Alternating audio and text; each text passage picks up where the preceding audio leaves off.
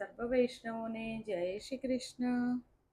આપણે અગાઉ 136માં પાઠમાં શીખ્યા હતા કે ભજનાનંદ જોતો હોય તો વિષયાનંદ છોડવો જ પડશે. ભક્તિમાં સંગ સારો ન હોય તો વિક્ષેપ થાય, એટલે ભજન કે દર્શન એકલા કરવા જવું જોઈએ. જો બીજા સાથે હોય તો બીજાનો રજોગુણ આપણામાં આવે છે. દર્શન કર્યા પછી ઠાકોરજીને જે મનથી ઘરે લઈ જાય એ દર્શન સાચા. સંતની પરીક્ષા જાતિથી કે વેશથી થતી નથી. સંતની પરીક્ષા આંખથી અને મનોવૃત્તિથી થાય છે. સ્વરૂપાશક્તિ ન થાય ત્યાં સુધી ભક્તિ થતી નથી. હવે આગળ જોઈશું. સચ્ચિદાનંદ રૂપાય વિશ્વોત્પત્યાદિહેતવે તાપત્રય વિનાશાય શ્રીકૃષ્ણાય વયં નમઃ. જે જગતની ઉત્પત્તિ, સ્થિતિ અને વિનાશનો હેતુ છે તથા જે ત્રણેય પ્રકારના તાપોના નાશ કરવાવાળા છે એવા સચ્ચિદાનંદ સ્વરૂપ ભગવાન શ્રી કૃષ્ણને અમે વંદન કરીએ છીએ. હવે આવે છે પૂતના વધ. કંસને યોગ માયાએ આકાશવાણી દ્વારા કહ્યું કે તારો કાળ તો જન્મી ચૂક્યો છે. તેથી કંસ ગભરાયો. તુરતના જન્મેલા બાળકોને મારી નાખવા તેણે હુકમ કર્યો અને પૂતનાને ગોકુળ તરફ મોકલી. પૂતના ચતુર્દશીના દિવસે પ્રાતઃકાળે ગોકુળ આવી છે. પૂતના શબ્દનો જરા વિચાર કરો. પૂત એટલે પવિત્ર, ના એટલે નહીં. જે પવિત્ર નથી તે પૂતના. પવિત્ર શું નથી? અજ્ઞાન. માટે પૂતના એટલે અજ્ઞાન, અવિદ્યા. પવિત્ર શું? જ્ઞાન. કારણ ગીતાજીમાં કહ્યું છે, જ્ઞાન સમાન પવિત્ર કરવા વાળું આ સંસારમાં બીજું કશું નથી. જ્ઞાન સમાન પવિત્ર બીજું કાંઈ નથી. જ્ઞાન એટલે પૈસા કમાવાનું જ્ઞાન નહીં, આત્મ સ્વરૂપનું જ્ઞાન. એ જ જ્ઞાન છે. જ્ઞાન પવિત્ર અને તેથી ઉલટું અજ્ઞાન, એ અપવિત્ર. જે પવિત્ર નહીં તે અજ્ઞાન. અજ્ઞાનમાંથી વાસના જાગે છે. પૂતના વાસનાનું સ્વરૂપ છે. કેટલાક મહાત્મા પૂતનાનો અર્થ વાસના કરે છે. પૂતના ચતુર્દશીના દિવસે આવે છે. પૂતના ચતુર્દશીએ કેમ આવી? કારણ પૂતના 14 ઠેકાણે રહેલી છે તે બતાડવા માટે. પૂતના ચતુર્દશીના દિવસે કેમ આવી? કારણ કે પૂતના 14 ઠેકાણે રહેલી છે. પૂતના એટલે અજ્ઞાન. અજ્ઞાન 14 ઠેકાણે રહેલું છે. અવિદ્યા વાસના 14 ઠેકાણે રહે છે. 5 જ્ઞાનેન્દ્રિયો, 5 કર્મેન્દ્રિયો, મન, બુદ્ધિ, ચિત્ત, અહંકાર. આ 14 જગ્યાએ પૂતના રહે છે. એટલે પૂતના 14ના દિવસે આવેલી. રામાયણમાં પણ કૈકેયીએ રામનો 14 વર્ષનો વનવાસ કેમ માંગ્યો? કારણ કે રાવણ કામ પણ 14 ઠેકાણે રહેલો છે. આ 14 ઠેકાણે રહેલા રાવણ કામને મારવા રામજી 14 વર્ષ તપશ્ચર્યા કરે તો જ રાવણને મારી શકે. એટલે કૈકેયીએ રામને 14 વર્ષનો વનવાસ આપ્યો છે. પૂતના વાસના સર્વ ઠેકાણે રહેલી છે. કાનમાં, આંખમાં પૂતના રહેલી છે. નીતિ ના પાડે, ધર્મ ના પાડે અને કોઈ સ્ત્રીનું શરીર જુએ તો માનજો કે આંખમાં પૂતના આવી છે. પાપ દ્રષ્ટિથી કોઈ સ્ત્રીને જુએ તો તેની આંખમાં પૂતના આવી તેમ સમજજો. શું કહ્યું? પાપ દ્રષ્ટિથી કોઈ સ્ત્રીને જુએ તો તેની આંખમાં પૂતના આવી છે તેમ સમજજો. સ્ત્રીને સ્ત્રી રૂપે ના જુઓ, સ્ત્રીને બ્રહ્મ રૂપે જુઓ. આંખમાંથી પાપ મનમાં આવે છે.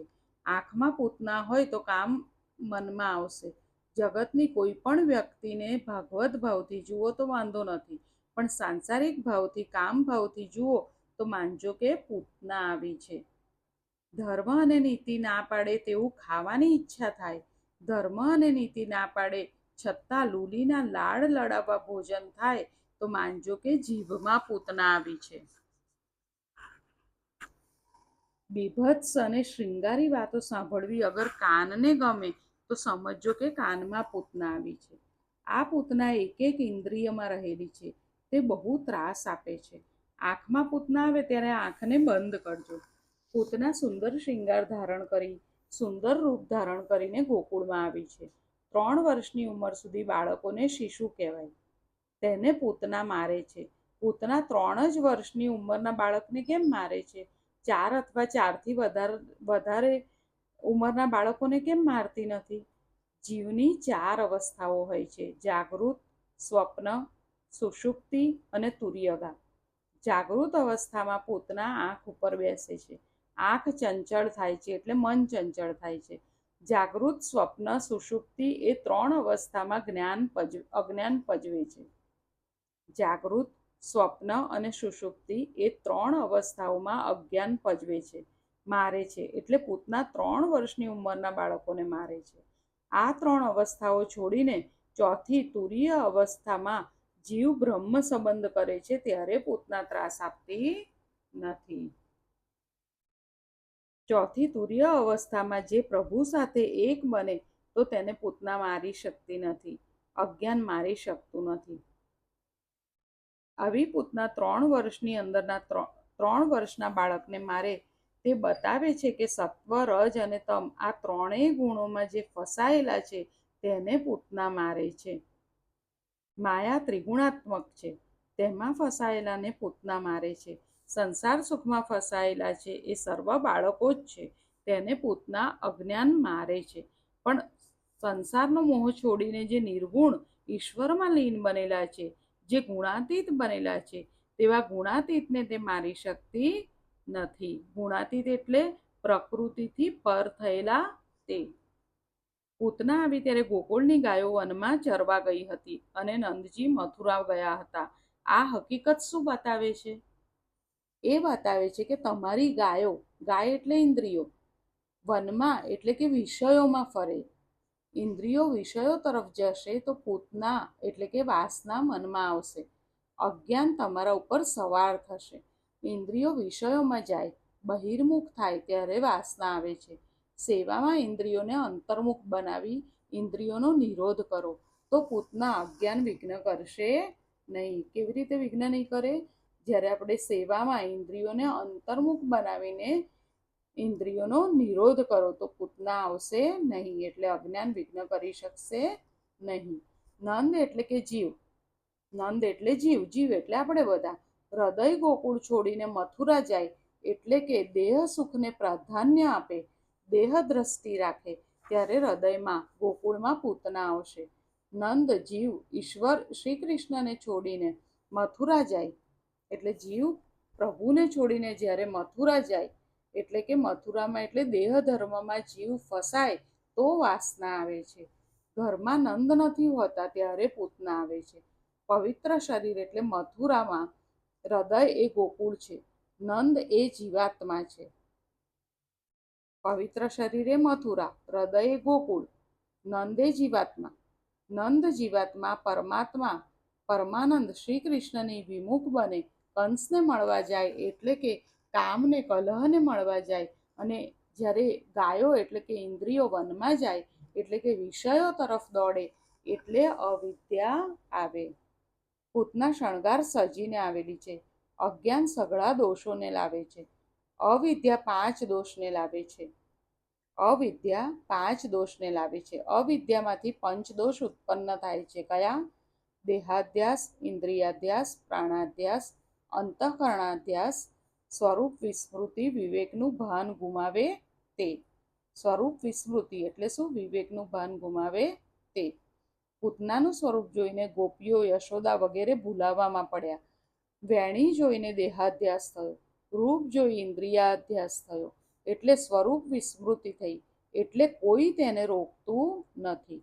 પૂતના નંદ બાબાના ઘરમાં ધસી ગઈ. ભગવાન પૂતનાને જોઈને આંખો બંધ કરી દીધી. પૂતનાએ બાલકૃષ્ણને ગોદમાં ઉઠાવ્યા. પૂતના ઉપરથી સુંદર વ્યવહાર કરતી હતી, પરંતુ તેનું હૃદય ઘણું કુટિલ હતું. પૂતનાએ સ્તન ઉપર ઝેર લગાવેલું હતું. સંસાર સુખ ભોગવવા માટે મનુષ્ય પણ આત્મા ઉપર ઝેરનું આવરણ કરે છે. પૂતનાએ પોતાનો સ્તન કે જેના ઉપર કાલકૂટ વિષ લગાવેલું હતું તે ભગવાનના મુખમાં આપ્યો. ભગવાને 2 હાથો વડે તેનું સ્તન પકડ્યું અને તેના પ્રાણ સાથે તેનું દૂધ ધાવા લાગ્યા. પૂતના બૂમ પાડવા લાગી, મને છોડી દે, છોડી દે. ત્યાં તો ભગવાને તેના પ્રાણ ચૂસી લીધા. મનુષ્ય માત્ર શરીર સૌંદર્ય જોઈને ભાન ભૂલે છે. જેમ વ્રજવાસીઓ પૂતનાનું રૂપ શણગાર જોઈ ભાન ભૂલ્યા અને કોઈ તેને અટકાવતું નથી, તેમ શ્રી શંકરાચાર્ય શત શ્લોકીમાં કહે છે કે લોકો ચામડીની મીમાંસા કરે છે પણ કોઈ આત્માની મીમાંસા કરતું નથી. ચામડીનો બહુ વિચાર કરે તેને બીજા જન્મમાં ચમાર બનવું પડે છે. માટે શરીર શણગારવા પાછળ બહુ સમય ન ગુમાવો, બહુ ધ્યાન ન આપો. જેના હૈયામાં ઝેર છે અને શરીર સુંદર છે તે પૂતના. પૂતના એટલે જેના હૈયામાં ઝેર છે ને શરીર સુંદર છે. પૂતના હૈયામાં ઝેર રાખીને આવેલી છે. જેનું તન સુંદર છે પણ મન મેલું છે તેનું નામ પૂતના. પૂતના બહારથી બહુ સુંદર લાગે છે પણ અંદરથી મેલી છે. જેના કપડાં બહુ સુંદર પણ મન મેલું, તે પૂતના. જેની આકૃતિ સારી પણ કૃતિ ખરાબ, તે પૂતના. આકૃતિ સુંદર પણ કૃતિ સુંદર નહીં, એ પૂતના. જેના કપડાં સુંદર પણ કાળજું મેલું, તે પૂતના. ચારિત્રની ખાતરી કર્યા વગર કોઈના હાથનું પાણી પણ પીવાય નહીં. ભલે તાંબડી પ્યાલા ચમકતા હોય, મોટા મોટા સૌંદર્ય જોઈને ફસાયા છે. જે મળ્યા એટલે વખાણ કરે અને પાછળથી તે વ્યક્તિની નિંદા કરે, તે પૂતના. જે બોલવું હોય તે વ્યક્તિની હાજરીમાં બોલવું જોઈએ. આ પૂતના ઝેર ચોપડીને આવી હતી. આ જીવનો સ્વભાવ છે. જીવ આત્માના સ્વરૂપ ઉપર ઝેરનું આવરણ કરી, અજ્ઞાનનું આવરણ કરીને વિષયાનંદ ભોગવે છે. પૂતનાને જોતા વ્રજવાસીઓને મોહ થયો છે. જે બહારથી સુંદર દેખાય તે અંદરથી પણ સુંદર છે એવો વિશ્વાસ ન રાખવો. પૂતના દુષ્ટ હતી, તેમ છતાં વ્રજવાસીઓ તેના કપડાં અને દેહ જોઈને ભાન ભૂલ્યા છે. વાસના આવે એટલે સ્વરૂપ વિસ્મૃતિ થાય છે. સ્વરૂપ વિસ્મૃતિ આ પૂતનાથી અજ્ઞાનથી જ થાય છે. વ્રજવાસીઓને દેહાધ્યાસ થયો, તે પછી સ્વરૂપની વિસ્મૃતિ થઈ. વાસનાનો વિનાશ થાય પછી જ કૃષ્ણ મિલન થાય છે. તેથી પહેલા જ શુકનમાં શ્રી કૃષ્ણ વાસનારૂપી પૂતનાને મારે છે. મનુષ્ય વાસનાનો ગુલામ છે, તેથી તેનું પતન થાય છે અને તે પૂતનાને આધીન બને છે. વાસનારૂપી પૂતનાને આંખ જ આપવી નહીં. આંખમાં ઈશ્વરને રાખો તો પૂતના એટલે કે વાસના તમારા હૃદયમાં આવશે નહીં. પૂતનાને કોઈએ રોકી નહીં. પૂતના અંદર આવી. પૂતના આવી ત્યારે પ્રભુએ પોતાની આંખો બંધ કરી. ઘણા ભાગે પૂતના આંખમાંથી અંદર આવે છે અને એકવાર ઘર કરશે પછી નીકળશે નહીં. આંખ બગડે એટલે મન બગડે, માટે આંખને સાચવજો. દર્શનમાં આનંદ ત્યારે આવે કે જ્યારે ભગવાન આંખ આપે. આપણે દર્શન કરવા જઈએ ને આપણને આનંદ નથી આવતો. કેમ? કારણ કે ભગવાને આંખ આપી નથી. અગર ભગવાન આપણને આંખ આપે એટલે આપણી સામું જુએ તો આપણને દર્શનમાં આનંદ આવે. પૂતના જેવું મલિન હૃદય લઈ દર્શન કરવા જાય, ભગવાન કહે છે કે તેને હું આંખ આપતો નથી, હું આંખ બંધ કરું છું. ભગવાન બોધ આપે છે કે જેના મનમાં પાપ ભર્યું છે તેને હું આંખ આપતો નથી. ભગવાન શું કહે છે? જેના મનમાં પાપ ભર્યું છે તેને હું આંખ આપતો નથી, તેની સામે હું જોતો નથી. પૂતના આવે છે એટલે આંખ બંધ કરવી. શ્રી કૃષ્ણ ભગવાન પૂતના આવે ત્યારે આંખ બંધ કરે છે. જેનું મન મેલું છે તેની સામે ભગવાન જોતા નથી.